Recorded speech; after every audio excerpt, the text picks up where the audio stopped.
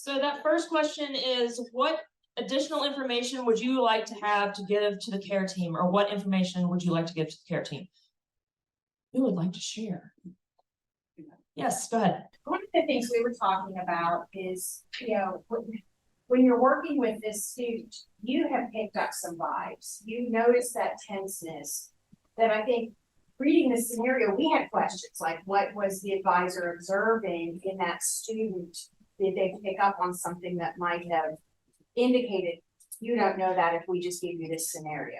Right. That, that providing information to the care team probably needs a little bit more of. When I was talking to this student, this is what I was noticing, and this is how I perceived it, as opposed to just a factual statement. Yeah, I think that, and that's sometimes complicated, right? Because you don't want to be like, you don't want to speak for a student, but also sometimes you have to speak for a student because you have to relay the right information.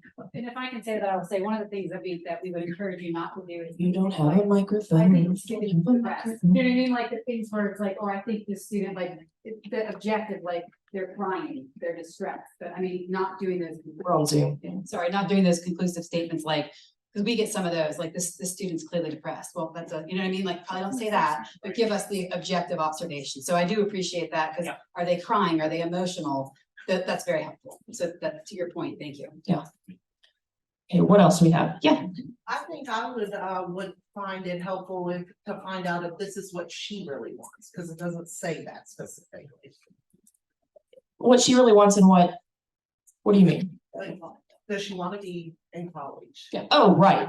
I think that's the I think that's the thing. Okay. What else? Yes. The student is a pretty vague in the email about where she is mentally. And so if we could get a little bit more information about, what does she mean when she says, I can't take this anymore? Has she had suicidal ideation in the past, right now, things like that? If she can share that with us, that would be helpful.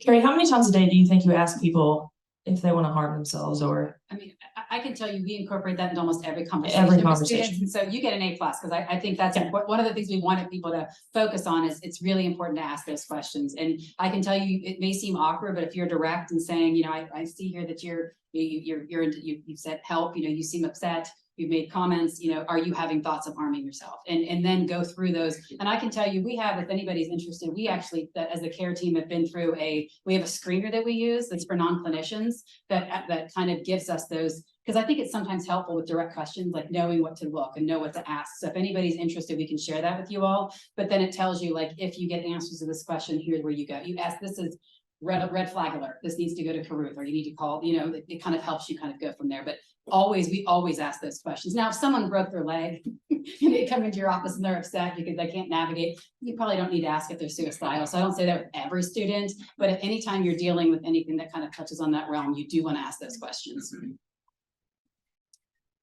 Okay. So let's say you got this email, you responded, and then that student calls you, Leia, calls you and repeats that same sentence at the bottom on the phone to you. What do we do? What do we do then? What are you gonna do? You're gonna call the care team?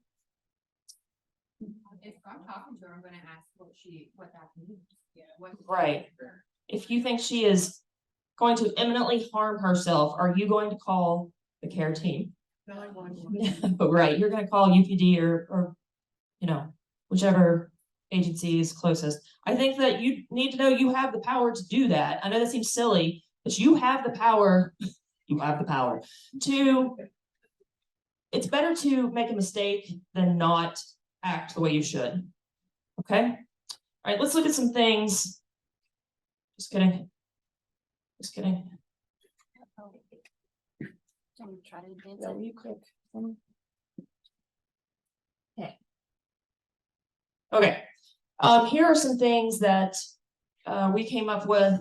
Has Leia made any direct threats to herself or others? You're gonna see that almost every slide. We need to know maybe if it predates her enrollment, how can Leia's parents become involved? And I think that you all need to, you want to talk about that a little bit? Are you good?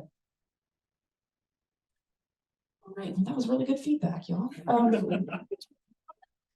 appreciate that. How does FERPA apply? So does anybody want to tell me how FERPA applies, or are you nervous because Carrie's in the room? So I go back to the Yes. parent, I'll go back to the parent thing. Her parents are putting pressure on her. So I would probably explore that a little bit before I reached out to the parents, because if they're telling her that she needs to get a good education to make something of herself, that might be a huge part of the problem. And getting them involved might make things worse. Yeah, I think that's fair. I think that's totally fair. It's also important to help Leia think more about the choices she has in terms of her future. I'm gonna change this. Obviously, you can see that her name used to be Tara. Anyway, what are Leia's future goals? Is she thinking long-term or stuck in her current situation? I think a lot of our freshmen are stuck in that exact moment and they cannot see past that. I think most, when you're having some mental health issues, that's fair for anyone, but specifically our freshmen who are in that weird res hall situation, and may not be reacting well. Oh, okay, this one's good. In your role, how do you attempt to determine if a student is homesick versus a student who is depressed?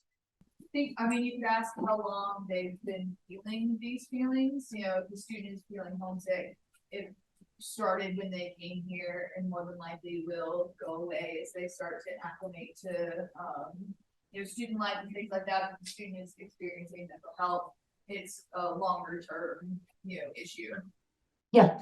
Oftentimes I'll try to redirect students and ask them a more positive related question, like what's your family dynamic? Do you have siblings? Do you have pets? What do you do, in situations when you're home and you're feeling distressed, or overwhelmed? Like what things already are within your resources at home, if any, that you use to kind of help yourself relax or whatever the case may be. Yeah, I think it's probably, yeah. I also tend to be very direct, just because I think that's important to getting to the heart of the matter. And I will straight out ask, have you ever been diagnosed before? Don't share that with me, but do you still need treatment? Are you in treatment? Can we get you to treatment to assess, is it you've had a gap in treatment and maybe help to steer her? Yeah. So I think, okay, so that leads us to, thank you for the segue. Joy. Okay, so some interventions that we thought about was parental notification, but I think it's sticky, right? Because the parents might be the problem, or they might, make it worse. Go ahead. And I think we put that on there depending on what direction you all went with this, because I think that can be, I would tell you, if you look at this at face value, and if you explore that and they are homesick, that probably doesn't fall in the category where you need to call parents. But if it is something where you talk to them further and they are depressed and they said to you, yeah, actually I had several suicide attempts when I was in high school, or, whatever, and you get more information, it may veer into that lane. So that's something that's always to keep in mind based on where it goes. Okay, we would definitely try to get this person to the Creath Center. I think that one's fairly obvious. A voluntary withdrawal. If the student doesn't want to be here, at some point we have to give her options.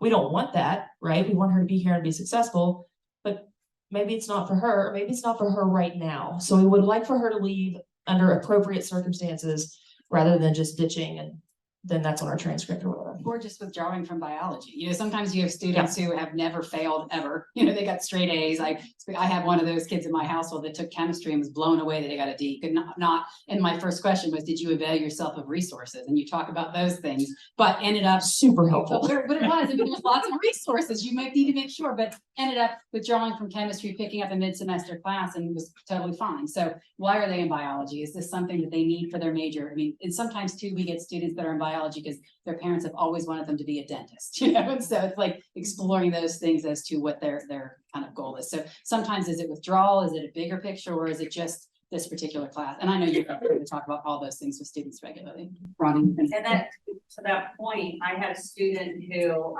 she didn't want to be here, but couldn't get her parents together. And so that adds an extra layer to that. And so, we spent a lot of time. I spent a lot of time with her at Peru because she wanted to home herself. Her parents couldn't come together. eventually, they did come get her before things got very, very bad, but there's a fine line sometimes for the student, because they want to withdraw, but they happen to go once they do that. The parents aren't supportive.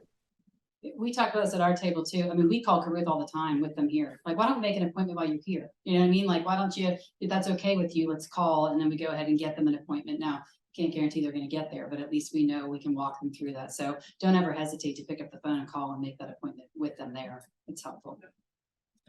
I have a question. Who has a question?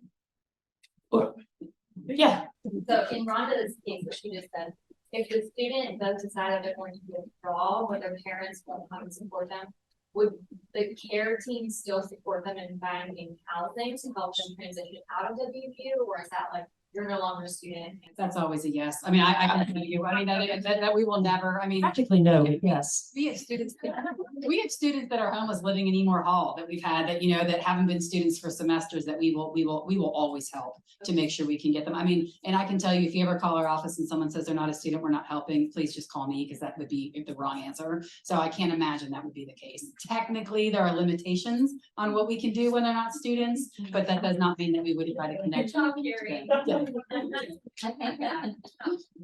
Okay, did you have a That question? was the same question. Okay, great. We have, the hub to understand, the financial picture, the impact of the students' decisions, Student Success Center, first gen initiatives, career services, the WVU 8191 class, the Purpose Center, Center for Civic Engagement, the Advocacy Center to explore options, right? Okay. So let's go ahead and go to the next one, which is George, after George Lucas. This one is a little bit longer.